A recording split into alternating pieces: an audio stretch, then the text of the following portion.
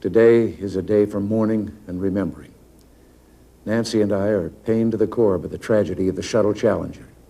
We know we share this pain with all of the people of our country. This is truly a national loss. Hillary and I are profoundly shocked and saddened by the tragedy today in Littleton, where two students opened fire on their classmates before apparently turning their guns on themselves. Today, our fellow citizens, our way of life, our very freedom came under attack in a series of deliberate and deadly terrorist acts. I know there's not a parent in America who doesn't feel the same overwhelming grief that I do. The majority of those who died today were children.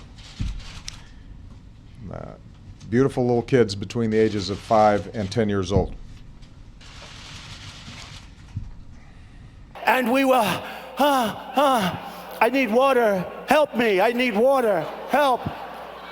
And this is on live television. This total joke artist. And I want to say something to the school children of America who were watching the live coverage of the shuttle's takeoff. I know it's hard to understand, but sometimes painful things like this happen.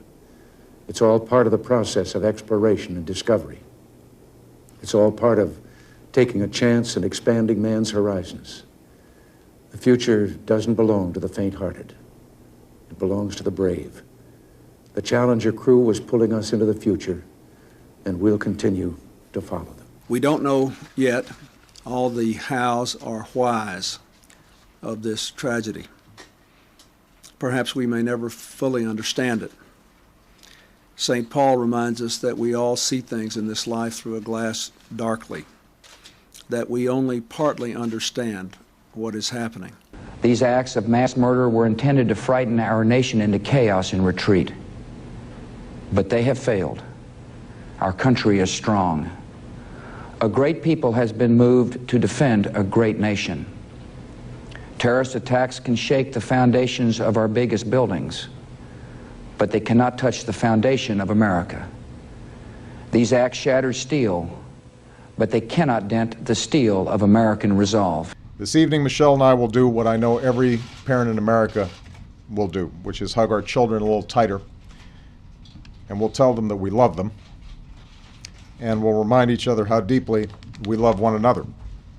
But there are families in Connecticut who cannot do that tonight, and they need all of us right now. In the hard days to come, that community needs us to be at our best as Americans, and I will do everything in my power as president to help. I see him starting to sweat. Thank God he has really large ears, the biggest ears I've ever seen, because they were protecting him. Once a joker, always a joker. And that was one of the epic meltdowns. He didn't know where he was. I thought he was gonna die. We will never forget them, nor the last time we saw them this morning, as they prepared for their journey and waved goodbye and slipped the surly bonds of earth to touch the face of God. To the families who have lost their loved ones, to the parents who have lost their beloved children, to the wounded children and their families, to the people of the community of Littleton, I can only say tonight that the prayers of the American people are with you. None of us will ever forget this day, yet we go forward to defend freedom and all that is good and just in our world. Thank you.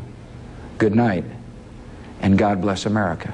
While nothing can fill the space of a lost child or loved one, all of us can extend a hand to those in need, to remind them that we are there for them, that we are praying for them, that the love they felt for those they lost endures not just in their memories, but also in ours. May God bless the memory of the victims.